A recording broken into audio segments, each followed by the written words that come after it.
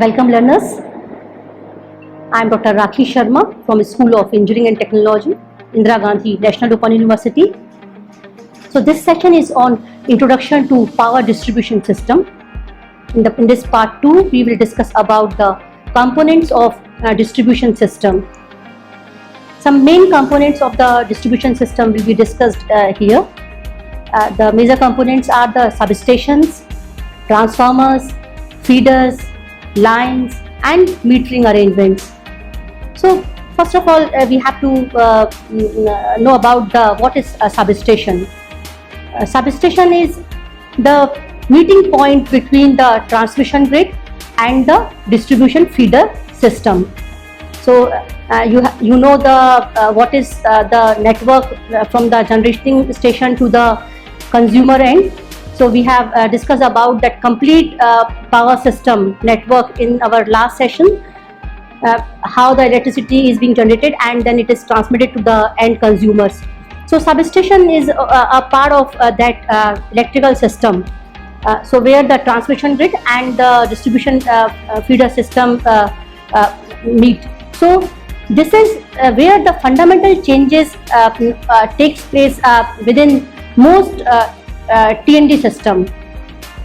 That means the transformation basically takes place in the substation by using the transformer where the one voltage level is changed to the another voltage level. So this transmission and distribution system, the main change takes place in the substation. So we can say that typically a substation consists of the high and low voltage racks and buses for power flow, and it also has the circuit breakers at the transmission and distribution level. There can be the metering equipments and control house. In the control house where the relaying, measurement and control equipment is located, but is the most important piece of the equipment we can say that gives the substation its capacity rating is the substation transformer. We say that 11 kV substation. That means the transformer which is being used is of 11 kV. So here the transformer, which is the main component of the substation, it converts the incoming power from the transmission voltage level to the lower primary voltage for distribution. So very often a substation has more than one transformer, and a substation has other equipment such as lightning arresters, isolators. So first of all, we will discuss about the transformer. What is this? So you know that the transformer is an electrical device that transfers power from one circuit to another circuit without change in the frequency, and the purpose of this transformer is to convert one AC voltage to another AC voltage. So a transformer comprises two or more coupled conducting coils, which is also called winding. So there can be the primary winding, there can be the secondary winding in the transformer, and which are wound over the laminated core. This core material can be the iron or iron nickel alloy. Generally, to reduce the losses, the core is taken laminated core to avoid the eddy current loss, which I will discuss later that what kind of losses takes place in the transformer. So now first of all we will see what is the basic principle of the transformer, how the working principle of the transformer. So the alternating current in the primary winding, it creates an alternating magnetic field. You know the Faraday's law of electromagnetic induction. So here we can apply that law. So first of all, suppose in the primary winding the alternating current is given to the primary winding, then it creates the alternating magnetic field in the core, and just as it would be in the electromagnet.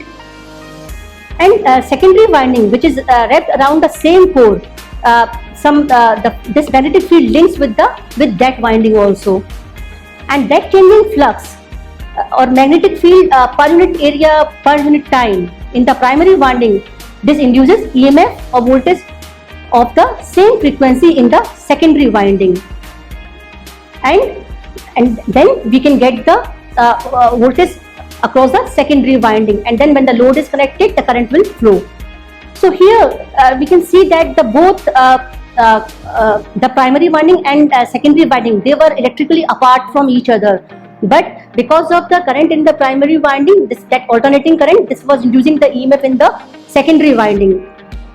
So the voltage in the secondary winding is controlled by the ratio of number of turns in the two windings. That means if we change the number of turns in the primary and the secondary winding, we can change the level of the voltage, which convert from the one level to the another level. So which is also called as a turn ratio. So if the primary and the secondary winding have the same number of turns, the primary and the secondary voltage will be same. For the step down transformer, there are two type of transformer, step up transformer and step down transformers. So if we till step down transformer, the secondary winding has lesser number of turns than the primary. For example, to step down voltage from 240 volt at the mains or primary winding to the 6 volt in the secondary winding, there needs to be 40 times more turn in the primary winding than in the secondary winding. So in case of the step-up transformer, the number of turns in the secondary winding is more than those in the primary winding. So the electric power at one voltage or current level on the primary is transformed into the electric power at the same frequency to the same voltage current level on the secondary side. This is happening in the transformer, and which is a very essential equipment which is making the distribution system very efficient and effective, and because of this the electricity is being transferred across such a long distance, because this is possible without loss and due to transformer. So although the transformer can step up or step down the voltage, it cannot step up power. That means we are stepping up the voltage or current, or that, but we cannot say that we are stepping up the power. That means the power at the primary is equal to the power received at the secondary. So thus, when a transformer step up a voltage, it steps down the current and vice versa, V into I. If you are increasing the V, that means you are reducing the I, like this. So that the output power is always at the same value as the input power. So we can say then the primary power equals to the secondary power. If we talk about the ideal transformer, what is this? So it is assumed that the entire magnetic flux linked in the primary winding is also linked with the secondary winding. And so is it possible? No. In practice, it is not possible to realize this condition. While a large portion of a flux called common flux or mutual magnetic flux, which links with both the coil, a small portion which is called leakage flux links only with the primary winding. That means while the linking process for the primary winding flux to the secondary winding flux to the core, there are some leakage fluxes which these fluxes do not link with the secondary winding, and these are responsible for the inductive reactance of the transformer. Now how can we give the specification of the transformer? Transformer should be provided with more than one primary windings or with taps. You know about the tapping in the transformer. That means with tapping on the winding, it can be used for several nominal voltages. The rated power of the transformer is the sum of the volt ampere for all the secondary windings. And the important specification for a transformer are basically the primary frequency of the incoming voltage, which is 50 Hertz here we can say, and maximum primary voltage rating, maximum secondary voltage rating, then maximum secondary current rating, maximum power rating, efficiency of the transformer, voltage regulation, and the output type, whether this is a 3-wire or 4-wire transformer. So these kind of specifications are generally mentioned when we talk about the transformer, and you can see the specifications on the plate over the transformer, that is the specification plate over the transformer. So these transformer in the distribution system can be configured as either the single phase primary configuration with 3 single phase transformers we can use there, or 3-phase configuration, 1 3-phase transformer can be used. So 3-phase transformer are connected in delta or in Y. This is the delta Y, delta star connections generally done in the windings.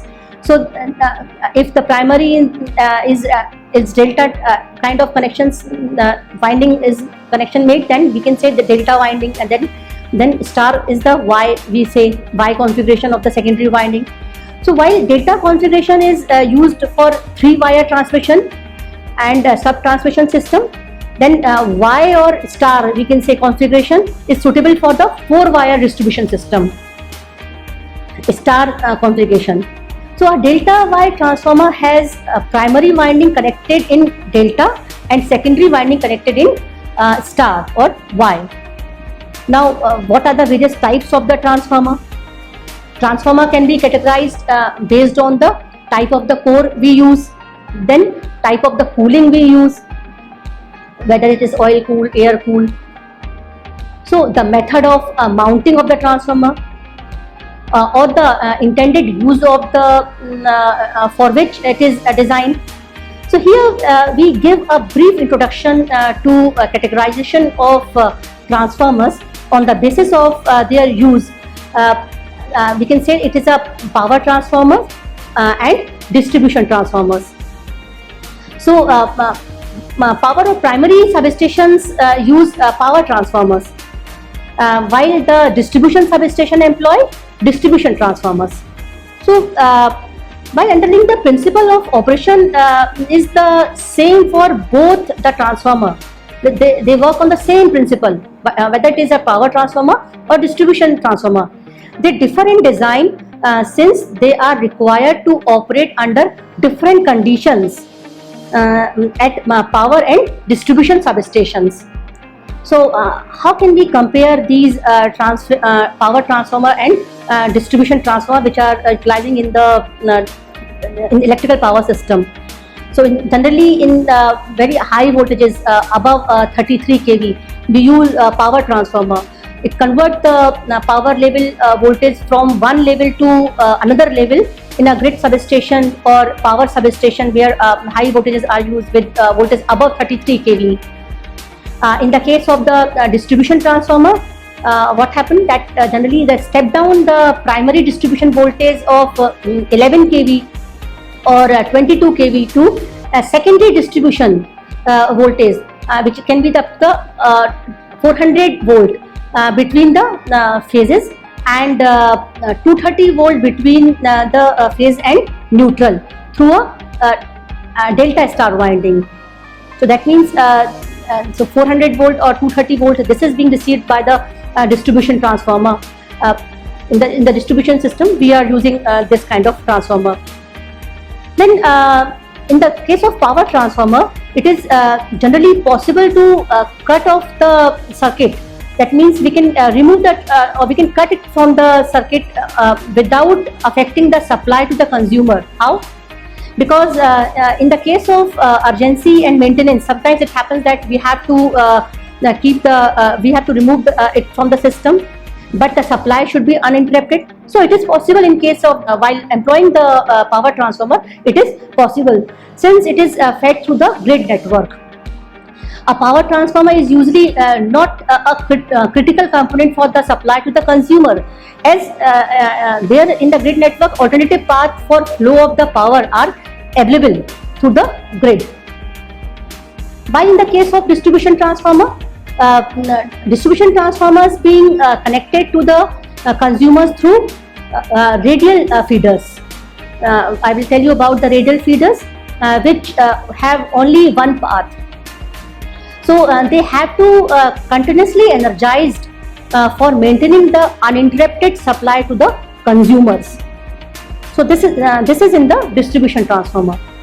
Now in the power transformer are the most of the time loaded to the level just below the rated power, because they are using a very high voltage system. That means in the transmission part and grid substations or high transmission substations. So there most of the time they are energized, their primary is energized and generally at near the rated voltage, and accordingly they are designed to operate at maximum possible flux density level and with maximum efficiency near the full load.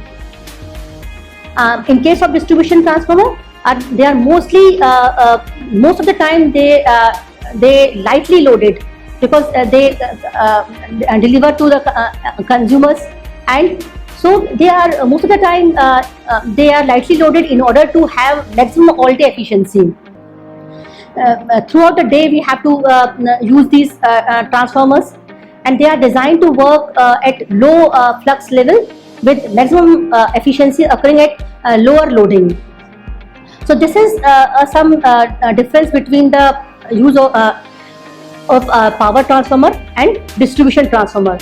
Another important component of the power distribution system is feeders. This is a very common name you have heard about. What is this? So in general, feeders route the power from substations throughout the service area. There are some different definitions, but in general we can say like that it is routing the power from substation and through this service areas. So they are typically either overhead distribution lines. That means they are the they are the lines, they are the distribution lines. What are feeders? So they can be either the overhead distribution lines mounted on the pole, or they can be the underground buried or ducted cable lines.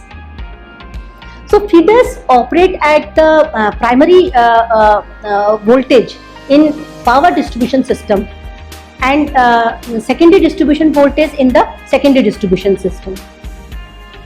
So how can we define a feeder?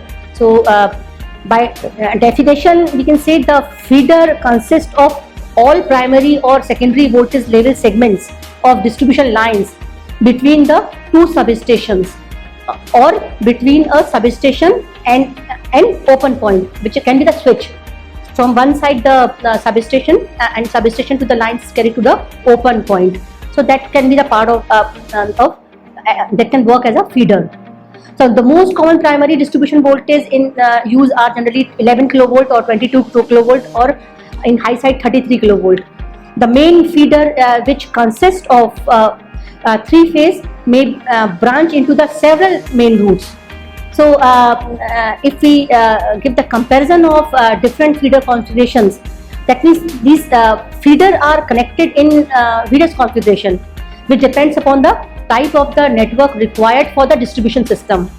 That means from the substation how to the consumer end, how the network is made, how the wires are connected. So there are various combinations. So which can be the radial distribution system, we can say according to this loop distribution system, cross loop distribution system. So these type of distribution network are normally available in electrical distribution system. You can see in the picture that what is the radial distribution system. Only the single path is from the line bus that at the substation to the consumers. So one single path is there, and in the case of the loop, you can see the one consumer is being connected with the two feeder lines. The two paths are available to that consumer. In the case of the cross loop, the multiple paths are available to the one consumer. So now how can we differentiate these different networks? So now I'm giving the comparison of various network configurations of feeder between the radial configuration, radial distribution system, loop distribution system, and cross loop network distribution system in case of feeder. So in case of the radial distribution system, only single part to each group of customers or consumers. While in the loop distribution system, double path is given to the each group of the consumers. While in the case of the cross loop distribution system, multiple path to each group of consumers. So this is the one difference, major difference. Then second is in the case of the radial distribution system, the lowest construction cost is there because only single path. While in the case of the medium, this loop distribution system, you can say the medium cost involved. In the case of cross distribution system, high cost will be involved. So the radial distribution system is simple to design and simple to plan, and loss of in the case of as compared to the loop distribution system and the cross loop distribution system, which is costly to design or and costly to operate also, which is and complicated in the design also. Now, in case of the radial distribution system, loss of feeder implies the loss of supply. That means one defect or one fault in the feeder. That means you have to lose the supply. The load transfer in the case of breakdown is not possible in case of the radial distribution system. Then you have to interrupt the supply and have to take some corrective measures. In the case of the loop distribution system, the loss of feeder results only in temporary loss of supply, because the two feeders are connected to each other, so that in case of the breakdown, the faulty section can be removed and the rest of the portion can be switched on. So it is possible in case of the loop distribution system. That means it is making the system reliable. And in case of the cross loop network distribution system, the highest reliability can be obtained. However, it is complicated or designed to operate, but the highest reliability is possible in this type of system. In case of the breakdown in any line or the fault in the system, this can be isolated and supply can be resumed very quickly in case of this. So used in generally these kind of system used in large cities for the critical loads where we have to serve. We cannot consider any supply failure. So in that case, this kind of system, cross loop distribution system, is very useful. And the radial distribution system in the rural areas, where this kind of system can be used. In the remote places also, that radial distribution system is used just to for the cost cut or easy, simple to plan or design. Similarly, the loop distribution system is used in the urban areas. Now, the one component I have discussed, the feeders. Similarly, some other words which are very common in the distribution line, like feeder, then distributors and service mains. So these are also the lines or conductors. So in practice, sometimes distributors are also called LT feeder lines.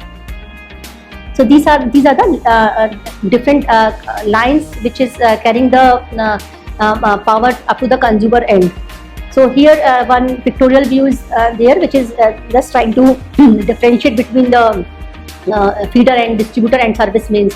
So you can see here that from the transmission system to transformer, the power is given to the distribution substation at a low voltage, and that suppose that 11 kV. So then the feeder is there, which is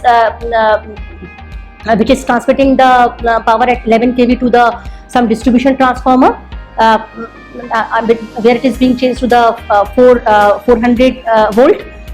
So that at distributor 1, from there where the various lines can be taken, which are called the service mains lines, to the consumers.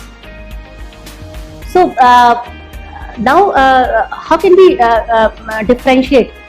If I say that distribution feeders, then The step down voltage from substation is carried to the distribution transformers via the feeder conductors.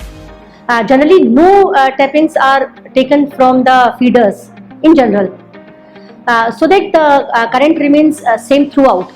The main consideration in designing the feeder is its current carrying capacity, but it is not hard and fast. But in general, this is the definition. So in the distributors, output from the distribution transformer is carried by the distributor conductor, and tappings are taken from the distributor conductor for power supply to the end consumers. That means the current through the distributor is not constant, as tapping are taken different at different points. The tapping is being done, the current is being tapped. So at various places throughout its length. So the voltage drop along the length is the main consideration while designing the distributor conductor. In case of service mains, this is very common. You are getting the supply at your home, or service mains, service lines. So here it is the small cables which connects the distributor conductor at nearest pole to the consumer end. Similarly, the other part of the distribution system are meters. So meters are used for the measurement of energy and to measure the other electrical quantities. So meters are required to be installed at various points of the distribution system, including substation equipment and consumer end. So they are required for correct recording of electrical quantities for operational and safety purpose. Just the whatever energy we are supplying, it is very necessary to be recorded, and we should know how much energy we are giving to the giving at particular point. What is how we can measure it. So for this, it is being used for energy accounting also. So if we classify the meters in the distribution system, we can classify it as a interface meter, we can say a consumer meter, we can say energy accounting and audit meter. Interface meter means the meter installed at interface point of generation transmission and transmission distribution. So interfacing from one part to another part. So these are called the interface meter. Like the meters which are installed at the consumer premise, generally they are by the power utility. These meters are being installed. So these are called the consumer meters. So you know that the Central Electricity Authority regulations on the installation and operation of meters are also available. So CA provide for the type, standards, ownership, location, accuracy class of meter, then installation process, then operation, testing and maintenance of the meter, then access of the meter, then sealing of any meter, the safety, the metering or meter reading and recording guidelines, then meter failure and discrepancies, then anti-tampering features also they provide, and the quality assurance for calibration and periodical testing of the meters. So there are some guidelines or some regulations with regard to this. Similarly, the additional meters and adoption of new technologies in respect of the meters for correct accounting, billing and audit of electricity. So that authorities are provide different kind of standards for the meter. So learners, in this session you have been acquainted with the various components of the power distribution network. These are some main components. There are some other components which will be discussed later.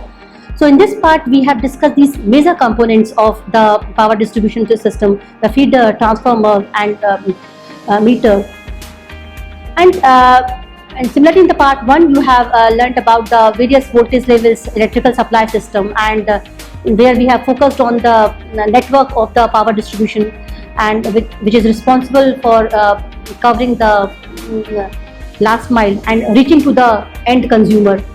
And we have discussed conductors and high voltage distribution system. So all this we have been already discussed in the part 1, and this part we have discussed about the various important component of the power distribution system. Thanks.